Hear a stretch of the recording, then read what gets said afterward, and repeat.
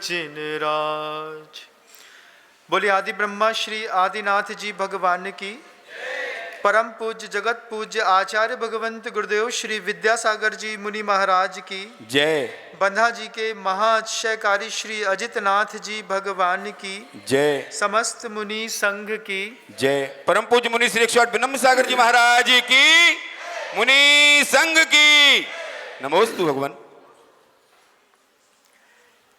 कुछ दिनों से निरंतर एक प्रसंग चल रहा है भगवान वर्धमान स्वामी के पावन पवित्र चरित्र को सुनने का। YouTube चैनल पर जो लोग सुनते हैं वे 8 दिनों से लगातार इस बात को सुन रहे हैं। पिछले सत्र में आपने सुना, जिनने नहीं सुना वो सुनिएगा। पिछले सत्र में आपने सुना कि माता त्रिशला की कुक्षी पर जब बालक वर्धमान 6 माह उस गर्भावस्था में व्यतीत हो गए, वर्धमान से त्रिशला दोनों मिलकर के आपस में बातें कर रहे थे। कभी वर्धमान की पदचाप से अंदर से थोड़ा जब स्पंदन होता, त्रिशला मां को अंदर ही अंदर एक सुखद अनुभूति होती। जैसे कि आप लोगों को जब आपका बेबी पेट में रह करके घूमता है और थोड़ा जब स्पंदन करता है, हलन चलन करता है, उस मातत्व के सुख की अनुभूति अरबों खरबों रुपए देने पर भी संभव नहीं होती बंधुओं। जब एक माँ 9 महीने तक लगातार इस बात के भाव में जीती है कि मेरे शरीर में मेरा भी कोई ऐसा है जो मेरे साथ पल रहा है, वो अनुभूतियां ही बड़ी अद्भुत होती हैं।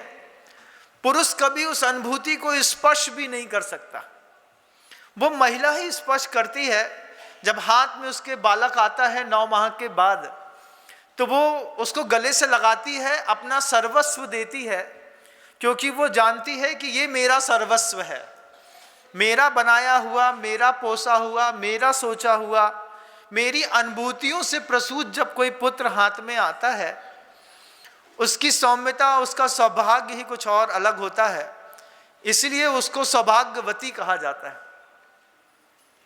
त्रिशला के गर्भ के अंदर बालक वर्धमान जो है, गर्भावस्था में निरंतर अपने वैभव को प्रस्तुत करते चले जा रहे हैं। जब बालक वर्धमान मां त्रिशला के गर्भ में थोड़ा बहुत स्पंदन देता, त्रिशला को अपार खुशी होती।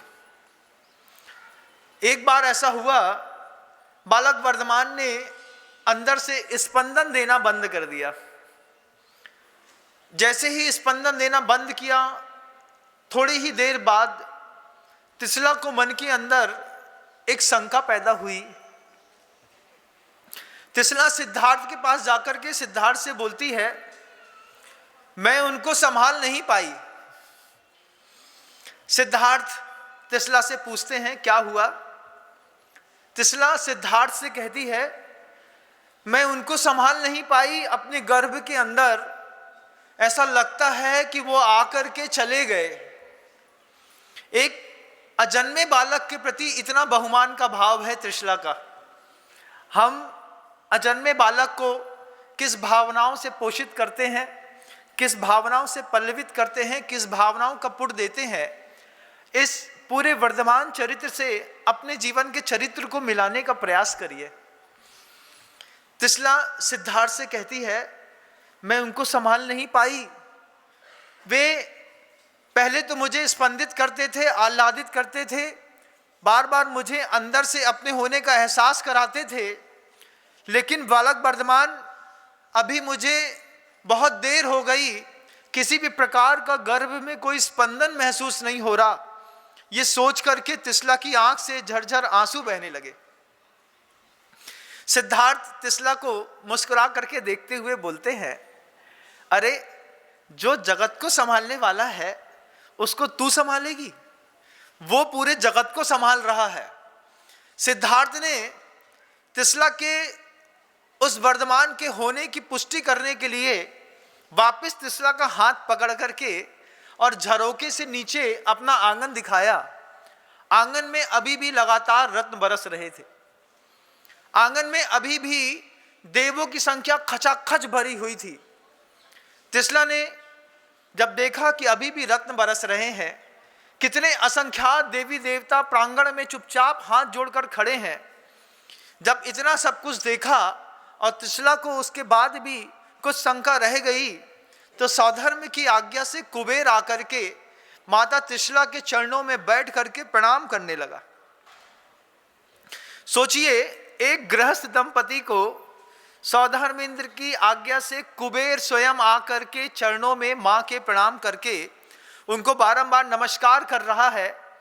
तिसला के उस नमस्कार करते हुए कुबेर के शरीर को देख करके रोमांच खड़ा हुआ। तिसला कुबेर से पूछती है, आप मुझे नमस्कार कर रहे हैं, क्यों?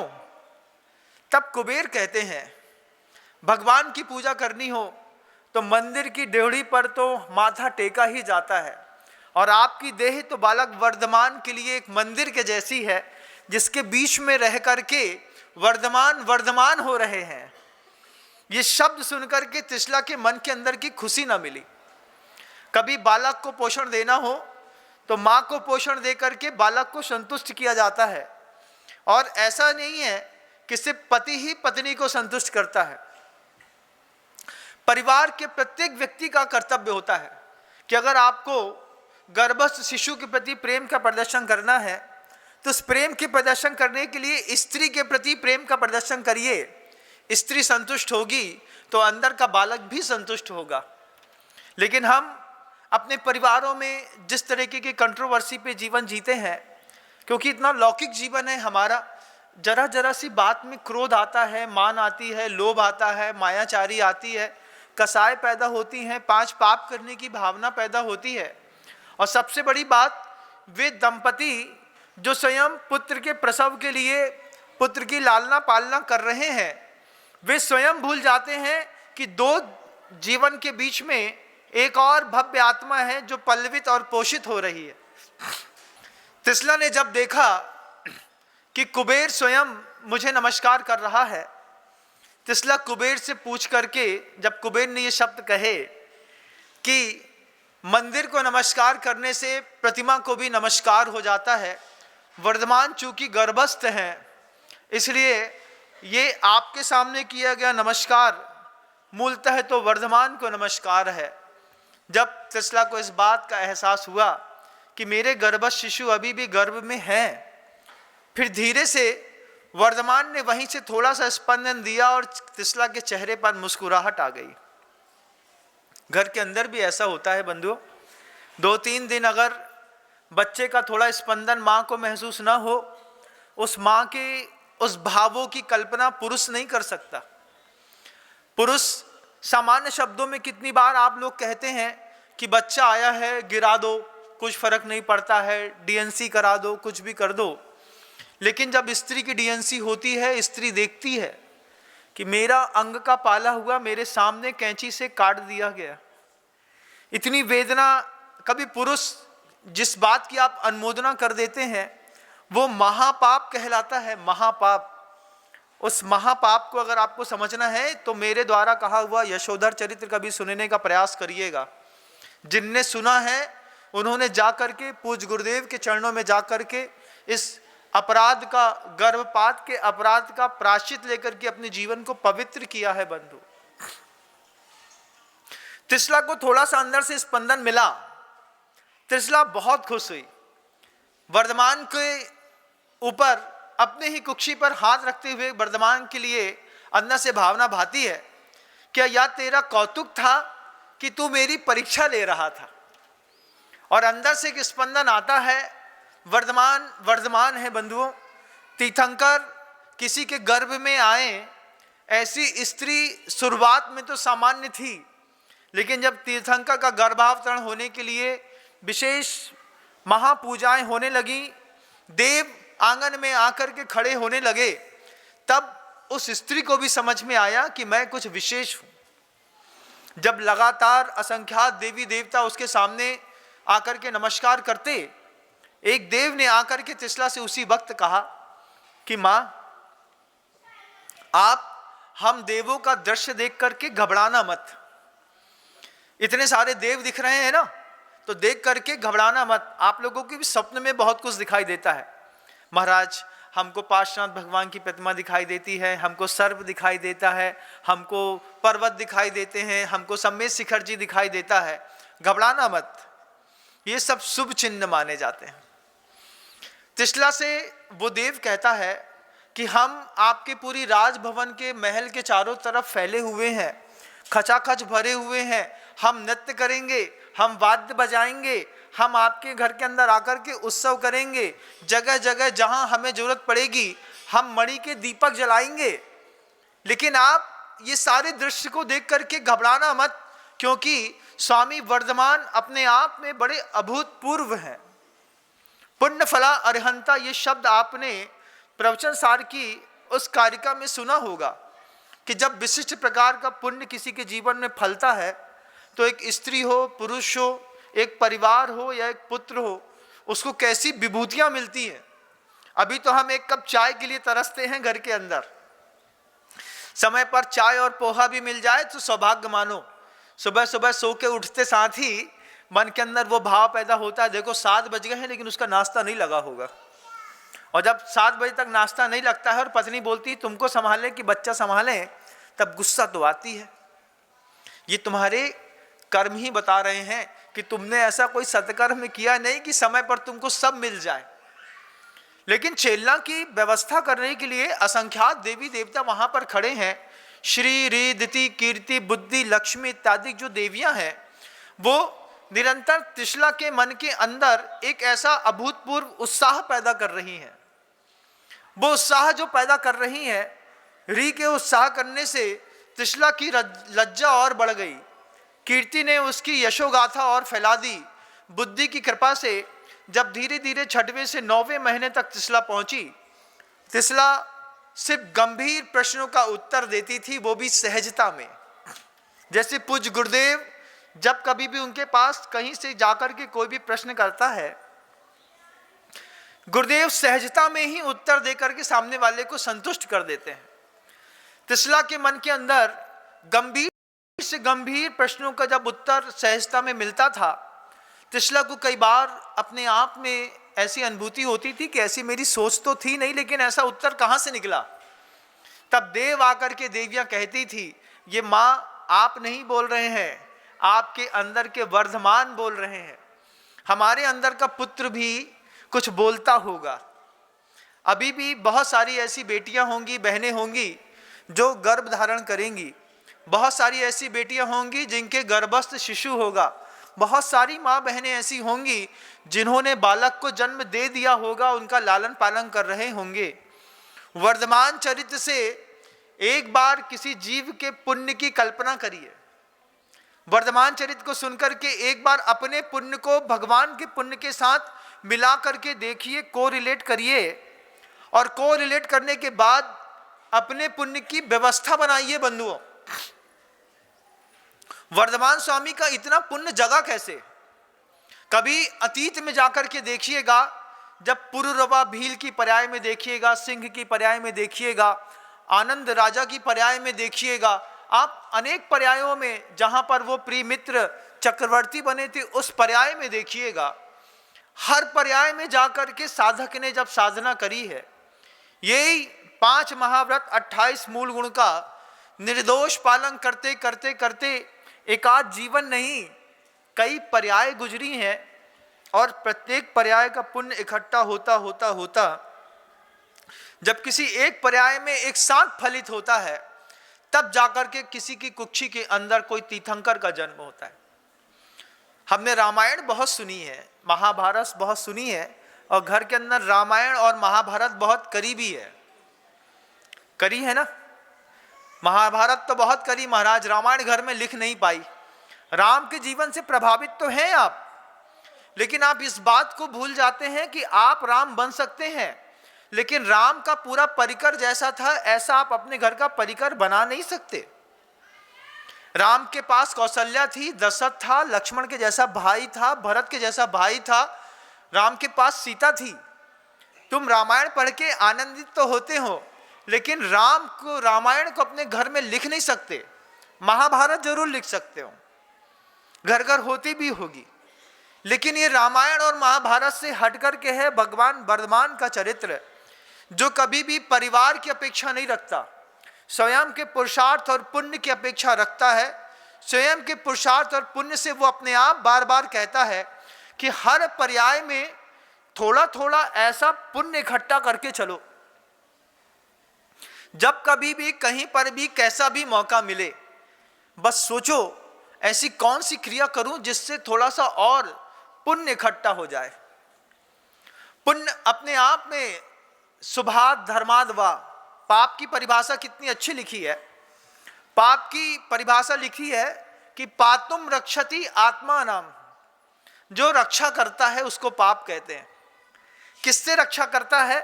पातुम रक्षति आत्मा नाम शुभात धर्मात वा, जो शुभ कार्यों से अपने आत्मा की रक्षा करता हो, जो धार्मिक कार्यों से अपनी आत्मा की रक्षा करता हो, उसको पाप कहते हैं। आचार्यों की कथन शैली अपने आप में बड़ी अद्भुत है। किसी ने पूछा हमसे कल शाम को ही कि महाराज, वर्धमान स्वामी के उस पावन पवित्र चरित्र को आप व्याख्यायित कर रहे हैं, भगवान महावीर ऐसे थे, भगवान महावीर ने ऐसा किया, भगवान महावीर ऐसे हो गए, भगवान महावीर के पास ऐसी शक्तियां थीं, भगवान महावीर के ऐसे अच्छे थे, ये सब जान भी लेंगे तो क्या हम भगवान महावीर बन जाएंगे क्या? प्रश्न सही था। आप सुनाते हैं बड़े गौर से, आधा घंटा, पौन घंटा, 1 घंटा। ये भगवान महावीर स्वामी को गए निर्माण गए तो 2550 साल हो गए। अब उनका चरित्र सुना करके आप क्या लाना चाहते हैं हमारे अंदर? क्या उनका चरित्र सुन करके हम वर्धमान बन जाएंगे, तीर्थंकर बन जाएंगे? प्रश्न बिल्कुल नवयुवक का था और बिल्कुल सटीक और शांत शब्दों में था। उत्तर कुछ देर सोचता, उसके पहले ही मस्तिष्क में आचार्य कुंद कुंद भगवान बोल बैठे। जितने भी साधु संत होते हैं, जब स्वाध्याय इत्यादि में लीन होते हैं, धीरे धीरे धीरे करके एक एक भगवान को अपने माथे पर, हृदय पर बैठा लेते हैं। साधु चलते फिरते कई आचार्यों को अपने साथ में लेकर के चलता है। किसी को मस्तिष्क में लेकर चलता है, किसी को हृदय पे लेकर के चलता है। अंदर से कुंद कुंद भगवान तुरंत बोले कि नम्र, ये गाथा बोल। हम उस बच्चे को समझा रहे थे, समझाना चाह रहे थे कि कुंद कुंद भगवान की वो गाथा कुंद कुंद भगवान ने स्वयं मस्तिष्क पर आकर के बोली कि बोलो, इस बच्चे को समझाओ कि किसी भगवान के तीर्थंकर के आशय के बारे में जानना, उनके शरीर के बारे में जानना, उनके पुण्य के बारे में जानना, उनकी माँ के बारे में जानना, उनके परिकर के बारे में जानना, उनके वैभव के जानने से क्या होता है। आचार्य कहते हैं सम्यक दर्शन की प्राप्ति होती है, अपने मोह का विलय होता है। कैसे होती है? तो कुंद कुंद भगवान खुद बोले मेरे माथे के अंदर बैठ के, बोले इसको बोलो, जो जानदि अरिहंतम दब्बत गुणत पज्जयत तेहिम, सो जानदि अपाणम तस् मोहो लयम जादी। उन्होंने अंदर से बोला, मैंने अपने वचनों से बोला। अभी भी मैं अपने वचनों से आप सबको सिखाना चाहता हूं इस बात को कि जब हम भगवान वर्धमान स्वामी का उस पावन चरित्र को सुनते हैं, उस वक्त बस वो बात याद रखनी है, जो जानदि अरिहंतम दब्बत गुणत पज्जयत तेहिम, सो जानदि अपाणम तस् मोहो लयम जादी। अभी हमारा मोह छोटी छोटी सी बातों पर है। दिन भर एक ही चीज सर्च करते रहते हैं मोबाइल पे, आज खाने को क्या अच्छा बुला सकते हैं स्विगी और जोमेटो में। सर्च करते रहते हैं सड़ी सी बात के लिए कि ठंडी के दिनों में सबसे अच्छा फेस वॉश कौन सा होगा, कौन सा अच्छा सबसे अच्छा मॉइस्चराइजर होगा, कौन सी अच्छी चप्पल होगी, कौन सा अच्छा जूता होगा। घिने घिनी चीजों में पूरे दिन की उपयोग की शक्ति नष्ट कर दी। हम अगर गलत हैं तो आप बोल दीजिए कि गलत है महाराज, बोल दीजिए। कोई व्यक्ति बता दे मुझे कि दिन भर ये सर्च करते हैं कि सबसे बड़ी बादाम कहाँ मिलेगी जो जिन भगवान की पूजा के लिए चढ़ा सकते हैं। कभी किसी ने सर्च किया हो तो, कभी किसी ने सर्च किया हो तो सबसे अच्छी केसर कौन सी होती है जिससे भगवान के चावल को रंगे तो खुशबू ऐसी अद्भुत हो। कभी बुद्धि में वो बात भी नहीं आई होगी, बुद्धि में वही सड़ी मड़ी सी बातें आती हैं, उसी को दिन भर सर्च करते रहते हैं और देखते रहते हैं, उसी का आनंद लेते रहते हैं। अरे मित्रा में ये अच्छी अच्छी फ्रॉक दिख रही है, इसमें इतना अच्छा जूता दिख रहा है, इसमें इतने अच्छी ये चीज़ दिख रही है, इसमें झाड़ू दिख रही है, इसमें पोछे में ऑफ लगा हुआ है।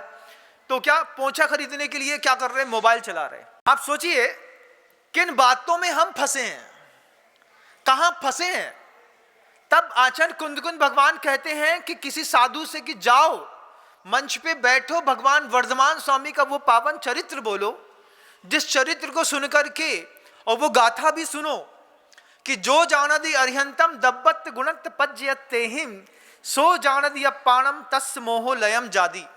जब जिनेंद्र भगवान के गुणों को जान लोगे, जब जिनेंद्र भगवान की पर्याय की जानकारी हो जाएगी, जब जिनेंद्र भगवान के पुण्य का आपका वैभव आपके दिमाग में छप जाएगा, जब जिनेंद्र भगवान की शक्तियों के परिचय हो जाएंगे, द्रव्य से, गुण से, पर्याय से जो जिनेंद्र भगवान को जानता है वो सो जानदी अपाणम, फिर उसकी दृष्टि अपनी ओर जाती है, फिर वो अपनी ओर जाकर के खुद को देखता है, कहां वो कहां मैं। जब ऐसा सोचता है तब क्या होता है? तो आचार्य कहते हैं तस् मोहो लयम जादी। उसके मन के अंदर जो विभ्रम है, यथार्थ को अयथार्थ को यथार्थ देखने का जो विभ्रम पाल बैठे हैं, सोचते हैं पूरी जिंदगी जिंदा रहेंगे, हमारा कुछ ना बिगड़ेगा। एक झटका लगेगा ना, तभी एक गिरोगे यहीं पर थोड़ा सा और सीधे 2.5 कुंटल लकड़ी मिलेगी। इतनी हल्का जीवन है तुम्हारा, लेकिन सोचते बहुत बड़ा बड़ा है। बज बसब नाराज सहनन है नहीं, उत्कृष्ट ध्यान की शक्ति है नहीं, पल्ले का पुण्य तो इतना भी नहीं है कि माँ से अगर नमक न मांगो तो माँ नमक न दे तो दिमाग खराब हो जाए। अपने पल्ले का पुण्य देखना हो तो मैं हमेशा कहता हूं कि एक टाइम का भोजन अपने घर में मौन पूर्वक करके देख लो। एक टाइम संकल्प कर लो इस बात का कि कभी अपने घर में आज सुबह या शाम कुछ मांगेंगे नहीं, देखते हैं क्या मिलता है। एक समय में अपने पुण्य के फल के पता चल जाएंगे कि माँ 2 रोटी परसेगी और फिर बर्तन मांजने चली जाएगी। हम यहाँ सोचते रहेंगे कि माँ आएगी, 1 रोटी और देगी, थोड़ी सी दाल और देगी, थोड़ा सा चावल और देगी, थोड़ी सी चटनी और देगी। अपने पल्ले का पुण्य पता चलेगा घर के अंदर एक समय मांगा नहीं, जैसे वो मांगने वाला रोड में मांगता रहता है ना, दे दे बाबा, दे दे बाबा, दे दे बाबा। ऐसी हम हैं, थोड़े बड़े स्टैंडर्ड वाले लोग हैं। घर के अंदर डाइनिंग टेबल पर बैठ करके पत्नी से बोलते हैं, ए भाई नमक दे दे, हे भाई तनक गरम सी दाल दे दे, ए भाई तनक सी रोटी दे दे। तब वो वहां पे रोड पे मांग रहा है, हम डाइनिंग टेबल में बैठ के मांग रहे हैं। और मांग करके क्या, एक बार अपना पुण्य देखो तो, एक बार मौन होकर के घर के अंदर भोजन करके देखो, अगर पेट भर जाए तो कहना, तब समझ में आएगा इतना हल्का पुण्य है कि पूरे जीवन भर जिनके बीच में रह करके, जिनकी इच्छा पूर्ति करके पूरा जीवन खपा दिया, अभी भी मेरा इतना पुण्य नहीं बढ़ा कि मुझे एक वक्त की रोटी मन मर्जी वाली बिना बोले मिल जाए। तब समझ में आएगा कि पुण्य क्या होता है, पर्याय क्या होती हैं, परिणाम क्या होते हैं। जो जानदी अरिहंतम दब्बत गुणत पज्जयत तेहिम सो जानदी अपाणम। फिर वो अपनी आत्मा को जानता है, फिर क्या होता है, तस् मोहो लयम जादी, फिर उसका मोह विलीन होता है। अब ये जो भ्रांति बना के बैठे ना, परिवार के सब लोग साथ में काम में आएंगे, डॉक्टर से एक बार बोल बस दे डॉक्टर कि इनकी किडनी डैमेज हो गई है, परिवार में एक की लगेगी, सब अपना अपना हिस्सा पकड़ के चुपचाप निकल लेंगे। अंत में एकाध किसी ने साथ दिया तो दिया, और नहीं तो घर वाले बोलेंगे पापा जी एक काम करो, महाराज जी के पास ले चलते हैं, संलेखना की तैयारी करो। घर के अंदर 20 लोग होने के बाद एक किडनी नहीं निकल रही, तस् मोहो लयम जादी। फिर उसका दिमाग सही होता है, फिर वो विचार करता है, भगवान अरिहंत शरणम पव्वज्जामि, सिद्ध शरणम पव्वज्जामि, साहू शरणम पव्वज्जामि, केवली परिणतम धम्मम शरणम पव्वज्जामि। ये स्थितियां कब बनती? जब घर के अंदर दुख आता। लेकिन आचार्य कह रहे हैं इस चरित्र को सुनकर के वर्धमान स्वामी का सिर्फ पुण्य का दर्शन करो कि वो गर्भ में है, गर्भ में होने के बावजूद असंख्यात देवी देवता आंगन में आकर के खड़े, गर्भ में है, देवियां गर्भ का शोधन कर रही हैं, पूजन कर रही हैं, कुबेर आकर के प्रणाम कर रहा है, मनोवांछित वस्तुएं मिल रही हैं, भगवान का एक बार पुण्य देखने का प्रयास करो, तब समझ में आएगा कि हमारा क्या वैभव है और भगवान का क्या वैभव होना चाहिए, क्या था, क्या होता है। ये बात जब पता चल जाती है तब आपके जीवन के उत्थान के कुछ और रास्ते मिलते हैं। जो श्री विद्यासागर जी महाराज, जा वाणी के ज्ञान से सूझे लोकालोक, सो वाणी मस्तक नमो सदा देत हूँ धो, हे जिनवाणी भारती तो हे जपो दिन रैन, जो तेरी शरणा गहे सो पावे सुख चैन।